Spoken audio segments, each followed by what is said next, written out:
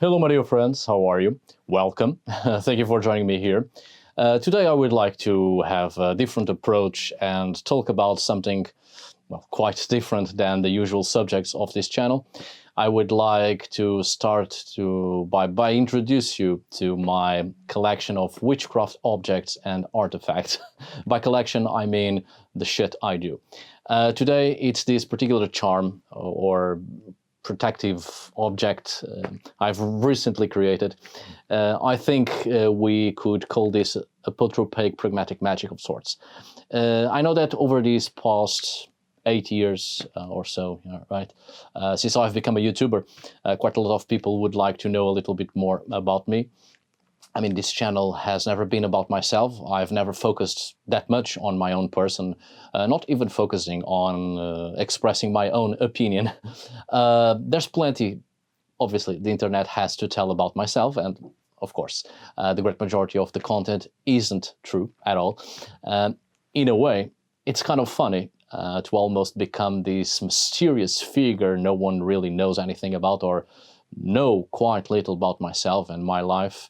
And it's sort of funny to see people making up all these stories, all sorts of stories, almost becoming like folklore. On the other hand, it's not funny at all, as quite a lot of what people may say about me isn't just misrepresentation and distortion of the truth, but also quite dangerous, offensive, and very serious accusations. And what really bothers me about that is the fact that some people, despite watching my content for years, are too ready and too eager and easily believe such things, which gives me the impression that people may hear what I have to say, but they are not listening to what is being told in this channel. And that's the sad part, actually, for me at least. But anyway, I may be at fault in those aspects, in part, just a little bit, because I've always been reserved and private, quite private about my life, simply because I don't think it's relevant to talk about myself. Of course, we all have skeletons in the closet, not literally skeletons, obviously, and I'm no saint, but there are also certain experiences in my life that I'm not prepared to talk about yet. Although, in some ways, in some videos, I've already given indications of some aspects of my life, particularly the most violent aspects of my past, and some people have already understood and were also very direct to the point in their questions. I do understand that people can be naturally curious about someone, and I am a reserved and private person. Even though I've been letting out a few details about me in my own music, right? In my very recent experimental solo music project called Varum, you should check it. Although admittedly not that easy to decipher and still quite cryptic. I mean, I don't know, I guess it's my Leo part that likes the drama and the mystery. Still, I'm here today to invite you to know a little bit more about me, more or less. So I'm showing you this charm right here, made out of snail's shells, which I picked up over the course of 2 summers. And I've made this charm as a piece of, as a piece aimed at protecting myself from unwanted spirits and harmful spells, which I shall explain in a moment. This more or less goes in line with that particular video I've done about vegan witchcraft, which is a pity to have seen so many people commenting in regards to the title alone and have clearly not seen the video at all and just take some conclusions based solely on 2 words that together plainly offend and bother some people. But in short, my video about vegan witchcraft goes in line with my other video on animism concerning signs of respect towards the living world. This includes the real impact we have when we interact with the world. That is, inevitable, obviously. However, we can always minimize as much as possible the harmful impact we may have on the world and towards the communities of the others, be those the entities we often call spirits, or towards animals, humans, and other persons. This very much includes our own acts within more pragmatic approaches within an animistic perception of the world and life. That includes witchcraft, which by itself is a pragmatic behavior within animism, which aims to alter the course of things in a way that can enhance one's life's experience, as well as to engage with the world and its persons to make life and the world itself a little bit more habitable and bearable and pleasant. When, of course, people are not using such activities to fuck around. Be that as it may, we can minimize our impact upon the world. When it comes to witchcraft and other animistic pragmatic behaviors, of course, we do use quite a lot the things that lie in nature, whether or not they are provided. People often take quite a lot and give too little. Or one person may think they are only taking a little, but quite a lot of people do the exact same thing, and then it is a major negative impact upon land and its persons. Take the example of that type of wood called in Spanish Palo Santo, right? I don't know the name in English, only in Spanish, and also in Portuguese, which is similar to that name. Holy stick, I guess. Well, with the popularization of spirituality, it has become an extremely sought-after wood for all sorts of spells and incantations and works of magic, more related to apotropaic efforts. In a world governed by capitalism, this isn't about spirituality anymore, but about aesthetics and the popularization of a product highly commercialized to feed the curiosity and this appetite to follow a fanciful, fashionable trend. And this led this type of wood to reach a dangerous point in the preservation and continuation of its species. Not to mention that this trendy aspect of spirituality is also robbing this native tree from its native environment and from indigenous populations that use this wood in their traditional ceremonies and rituals. I mean, this is just an easy example. So there is, of course, from an animistic perspective, the impact we have on the environment where other than human persons live, right?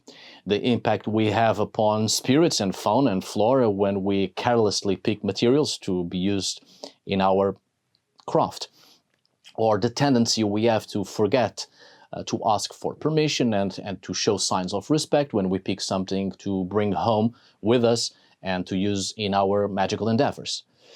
But anyway, more about that on that other video, right? The point is, there's that point of showing signs of respect and asking for permission, and there's the other aspect of let's say a far more friendly approach when it comes to these actions of picking up materials to be used in our craft, from the point of view of veganism. The case of using animal parts such as bones and feathers and whatnot. And indeed, it is possible to be vegan and use such materials if we do not actively engage in actions that lead to the death of an animal, but instead pick up from nature what has been left behind. And there's always the question on how and when and if we should pick such animal remains to avoid angering the spirits and to give the right propitiations to the animal remains in order to give the propitiations in fact to the spirit, and so on and so forth. All questions here expressed on those two other videos. Signs of respect, asking for permission, vegan friendly. The result, as an example, is this charm right here. There are a total of 13 snail shells picked over the course of 2 summers, as I've said. I didn't want to take too much too soon, all in one go. This wasn't just showing signs of respect and asking for permission, but also taking the time to ponder about what I wanted to create and how, as well as to bend my mind towards this in order to put in it part of me, my own intention, my own spirit, my own power, and make sure it works, obviously. This wasn't the only sort of protective charm I've created. Last year I've made quite a few, some of which way easier than this one and requires little effort and energy. And you can do it with the things you already have at home, or simply with ingredients you already have, or you already have bought or acquired to cook, and you can use them in witchcraft anyway. We have a saying here, witchcraft starts in the kitchen. But anyway, I wanted to I wanted to show you this example because it is the final result of what has been told in the previous videos, and perhaps those points can be better expressed by showing you a physical example, a visual expression that explains over an hour of content put together by those two videos. I said this is a protective charm of sorts, but its true purpose is to trap. It is a trap to protect myself and those around me, and to protect the place I inhabit by trapping either spirit or spell. I don't have a particular name for this, but it works more or less the same way as witches' jars or troll jars, labyrinths, dream catchers, etc.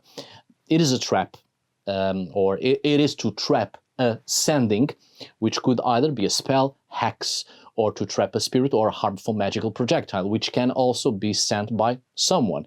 Not always by a human, surely, but also a magical projectile or shot to cause harm. That can also be done by various spirits and even forces of nature. But let's face it, it's mostly done by humans. This is a trap. By extension, it protects. Although the aim isn't solely protecting, or it isn't just protection, but when something of the sort is trapped, it can leave traces. Therefore, it can be haunted. I remember when I was little reading an interview with a shaman, where the shaman stated something between the lines of, if you want to know how to heal, you have to know how to curse. So, if you want to cure, you have to know the disease. If you want to protect and heal, you have to learn how to curse and how the curse works in order to properly administrate the counter curse, let's say. This is the same thing in traditional folk magic, witchcraft. We have to learn from the things we suffer from. I mean, we can either sit down and lament the injustice and cowardice, or we can learn in order to prevent it from ever happening again. And who knows, both learning and teaching a valuable lesson. I mean, I think this is one of the problems when it comes to the romantic perceptions and views of modern spirituality, which then also enter modern witchcraft. I mean, obviously, I do understand that there must be an effort to act in a way that projects more love and empathy, and I'm all for that, and I do agree. However, we must not forget that, unfortunately, and sadly, very sadly, not everyone thinks that way, and many people do not share the same morals as we do. So they will act in destructive ways sometimes.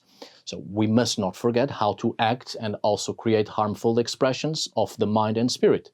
We need to have that knowledge in order to prevent the harmful aspects of destructive behaviors when they happen upon us, upon life, and upon the world. Knowing how to express such things isn't the same thing as putting such things to action. There are morals here implied and involved. We do not have to necessarily express ourselves in equal destructive behaviors as a response to such destructive behaviors. Otherwise, we commit the same atrocity and transgression by which we have been a victim of. And then the cycle of destruction never ends. People either seek vengeance or they seek justice. The two are not the same, quite often. So I hope I've made myself clear. I mean, to some, surely, but as I've been noticing, it isn't clear to others, which leads to misinterpretations and misrepresentation. But I don't think I can be more direct than this. So here's a little bit about myself. Anyway, I hope that this video was somehow useful. Thank you so much for your time, for listening and for watching, and for your support. See you on the next video, and I will now attend to my cat. She wants food. Anyway, until we meet again, my dear friends.